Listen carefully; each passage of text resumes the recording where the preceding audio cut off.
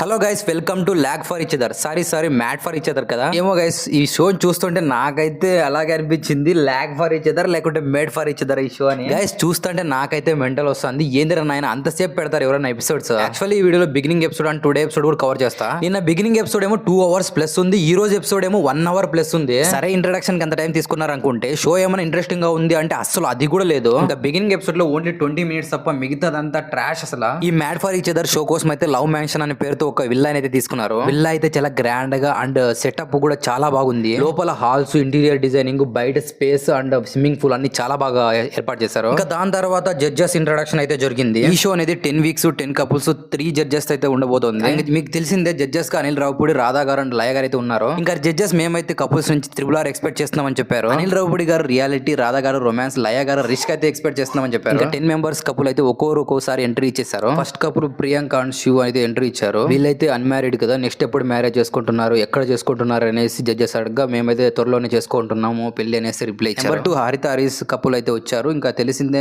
ఇంకా mask man ఎలా ఆడబోతున్నాడు అనేది. నెంబర్ 3 వచ్చేసి మహేష్ అండ్ శాండ్రా వచ్చారు. వీళ్ళైతే కొంచెం వియర్డ్ గా ఉన్నారు, చాలా ఇరిటేటింగ్ గా అనిపిస్తుంది కొంచెం కపుల్స్ కూడా. ఇంకా నెంబర్ 4 సోనియా అండ్ సిద్ధు అయితే వచ్చారు. వీళ్ళైతే ఫ్రెండ్లీ అండ్ ఫన్నీ కపుల్ గా ఉన్నారు. ఇంకా నెంబర్ 4 గా నూకరాజ్ అండ్ ఆసియా అయితే వచ్చారు. ఇంకా నూకరాజ్ అయితే కామెడీ చేద్దామని ట్రై చేస్తున్నాడు. ఇంకా హౌస్ లో ఉన్న వాళ్ళ బట్టి ఇంకా అది చేస్తాడు అనేది ఎలా ఉండబోతుందని తెలుస్తుంది. ఇంకా నెంబర్ 6 నటరాజ్ మాస్టర్ కపుల్ అయితే వచ్చారు. Nataraj master and mask man మధ్య పెద్ద గొడవ అయితే జరగబోతోంది. నెక్స్ట్ 2 episodes లో అయితే మీరు చూడబోతున్నారు అది. నెంబర్ 7 పవన్ కళ్యాణ్ అండ్ వసంతి వచ్చారు. వీళ్ళు కూడా మంచి క్యూట్ కపుల్ అనే ఉన్నారు. చూద్దాం ఇంకా ఏం జరగబోతుంది. ఇంకా నెంబర్ 8 జాను అండ్ బాను, వీళ్ళ గురించి అయితే పెద్ద ఇంట్రెస్టింగ్ గా ఏం రాలేదు ఇంతవరకు. ఇంకా number 10 Brito and Sandhya couple, వీళ్ళని అయితే ఫస్ట్ వీక్ ఎలిమినేట్ చేద్దామని ప్లాన్ చేసినట్లున్నారు. యాక్చువల్లీ మేకర్స్ షోని ఇంకా ఇంట్రెస్టింగ్ గా పెంచుదాం అనేసి ఫస్ట్ వీకే ఎవరిని ఎలిమినేట్ చేద్దాం వచ్చిన వెంటనే అనేసి డిసైడ్ అయ్యారు. దానికోసం అక్కడ ఉన్న కపుల్స్ తో ఎవరు మీరు ఎలిమినేట్ కావాలి, మీతో ఎవరికి కొంచెం బాండింగ్ తక్కువగా అనిపిస్తుంది అనేసి ఇక్కడ ఉన్న వాళ్ళలో బ్రిటో అండ్ సంధ్యాలలో సో అక్కడున్న వాళ్ళందరూ లాంగ్వేజ్ ని మైండ్ లో పెట్టుకొని తనకి తమిళ్ మాత్రమే వస్తుంది, తెలుగు సరిగ్గా రాదు కదా అనేసి ఇంకా అతన్ని అయితే వాళ్ళ కపుల్ ని ఎలిమినేట్ చేద్దాం అనేసి ఎక్కువ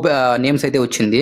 సో వాళ్ళని అయితే బయటికి పంపించేశారు వీళ్ళు. కాకపోతే అంతా తెలిసిందే కదా, వచ్చిన వెంటనే వాళ్ళని ఎందుకు పంపిస్తారు, అగ్రిమెంట్స్ తీసుకొని వచ్చి ఉంటారు వాళ్ళు కూడా. సో టుడే ఎపిసోడ్ లో అయితే వాళ్ళని బయటికి వాళ్ళని అయితే లోపలికి తీసుకొచ్చి టాస్క్ ఆడిచ్చి ఇంకా వాళ్ళని కూడా వీళ్ళతో కలిపేస్తారు. సోషల్ మీడియాలో ఎక్కువగా ప్రియాంక అండ్ శివ్ వాళ్ళు అయితే ఎక్కువ ఓవర్ యాక్టింగ్ చేస్తున్నారు అంటున్నారు. ఇంకా మెయిన్ గా ఈ ఎపిసోడ్ లో మాట్లాడుకోవాల్సింది మాస్క్ మ్యాన్ గురించి. మనం మాస్క్ మ్యాన్ బిగ్ బాస్ లోనే చూసాం, కొంచెం డిఫరెంట్ గా ఉన్నాడు వ్యక్తి అయితే. ఏదైతే మైండ్ లో అనుకుంటున్నాడో అదైతే చెప్పేస్తాడో, అవతల ఏం ఫీల్ అవుతారు అనేది కూడా ఆలోచించడం. ఈయనతో పెద్ద సమస్య ఏంటంటే నేను ఎలాగైతే ఫీల్ అవుతున్నానో అవతల కూడా అలాగే ఫీల్ కావాలనేసి అనుకుంటుంటాడు. ఇంకా వచ్చి రాగానే అందరి మీద జడ్జ్మెంట్స్ అయితే పాస్ చేయడం స్టార్ట్ చేశాడు. కూడా ఏదో కామెడీగా మాట్లాడిన దానికి కూడా ఆవిడే గొడవ పెట్టుకున్నాడు. సిద్ధు అండ్ సోనియా మేమైతే 50 lakhs తీసుకుని వెళ్ళిపోతామంటే ఇంకా 50 lakhs కోసం ఎందుకు రావాలా, ఇంకా డబ్బుల కోసమే వచ్చిన వీళ్ళు, ఇంక ఎవరైనా డబ్బుల కోసమే వచ్చేది, ఇది తెలుసు కదా ఈ షోకి. అది వాళ్ళ ఒపీనియన్, వాళ్ళు దేనికైతే వచ్చారో దాన్నే దృష్టిలో పెట్టుకుని ఆడతారు గేమ్. మనం దాని మీద నుంచి జడ్జ్మెంట్ పాస్ చేస్తే అది దానికి అర్థం కూడా ఉండదు. ఇంకా నటరాజ్ మాస్టర్ అండ్ పవన్ వాళ్ళ మీద కూడా కామెంట్ చేశాడు. నేనైతే జాకెట్ ఇచ్చేసిన వాళ్ళు ఎందుకు ఇవ్వలేదు అన్నట్ల వాళ్ళ మీద కూడా కొన్ని జడ్జ్మెంట్స్ అయితే పాస్ చేశాడు. ఈ విషయం పైన నటరాజ్ మాస్టర్ కి అండ్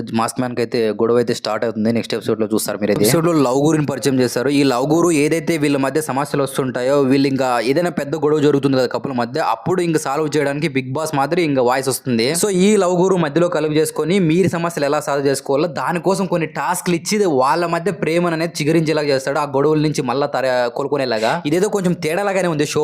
లోపలికి పిలిచి అందరినీ ఏదో గొడవలు పెట్టేదానికి మాదిరి. ఇంకా కొంతమంది అయితే కెమెరా ఉన్నప్పుడు బాగా పర్ఫార్మ్ చేస్తున్నారు. ఇంకా కెమెరాస్ కూడా ఎక్కడ పడితే అక్కడ పెట్టినారు. వాళ్ళకి స్పేస్ ఇవ్వకుండా అంత కెమెరాలు పెట్టినారు. ఈ షో ఆర్గనైజర్స్ నాకు తెలిసి అమౌంట్ అంతా ఆ విల్లా మీద ఎక్కువ ఖర్చు పెట్టినట్లున్నారు. ఎందుకంటే టెక్నికల్ క్రూ మీద, స్క్రిప్ట్ మీద పెద్దగా ఖర్చు పెట్టినట్లు లేరు. ఇంకా హోస్ట్ అయితే సింగిల్ కాకుండా ఎవరైనా బెస్ట్ కపుల్స్ ని పెట్టింటే బాగుండి అనిపించింది నాకైతే. ఇంకా సింగిల్ గా ఉండే వాళ్ళకి ఏం తెలుస్తుంది ఆ సమస్యల గురించి చెప్పండి. మెయిన్ గా షోనే mad for each other couple గురించి అయినప్పుడు సింగిల్ అయినా శ్రీముఖిని పెట్టడం ఎందుకు? ఎందుకంటే బిగ్ బాస్ ని ఎలా అయితే ఆడియన్స్ చూసారో ఇది బిగ్ బాస్ చీప్ కాపీ కదా. సో ఈ షో నుంచి కూడా బాగా డబ్బులు సంపాదిద్దామనే ఆలోచనతో జస్ట్ ఏదో చేద్దామన్నట్లు దాన్ని చీప్ కాపీ లాగా తయారు చేశారు ఈ షోని. కానీ బిగ్ బాస్ కి 10% కూడా మ్యాచ్ చేయలేదు గైస్ ఇది. నేను అక్కడ అన్ని సోషల్ మీడియాలో చూసా, ప్రోమోస్ గానీ రివ్యూస్ గానీ అసలు రీచ్ చేయలేదు, ఎవరు చూస్తానట్లు లేరు. చాలా మంది ఓన్లీ రివ్యూస్ చూస్తున్నారు. ఎందుకులే, అది కూడా గంటలు పెడితే ఎవరు చూస్తారు, అసలు ఇంట్రెస్టింగ్ గా కూడా లేదు చాలా వరకు.